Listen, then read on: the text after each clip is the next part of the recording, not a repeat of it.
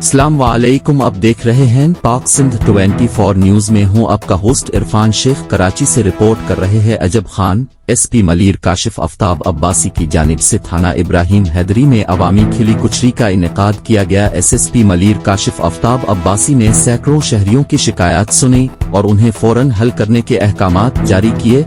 SSP Malir Kashif Aftab Abbasi ने खुली कुचरी में अवामी शिकायत पर लैंड ग्रेबिंग में मुलव्वस sub inspector Iftikhar Shah, head constable Aslam Mughal को मौका पर ही सस्पेंड कर दिया।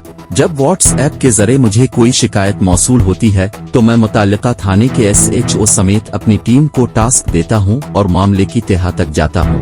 तब्दीली की शुरुआत मैंने अपने दफ्तर से की है। मैंने पुलिस में मौजूद काली भेड़ों को निकाला है। दीगर शोबाजात बिलखुसूस सहाफत और वकालत में से भी काली भेड़ें और जराइम पेशा अफराद की पुश्तपनाही करने वालों को उन शोबाजात से निकाला जाए।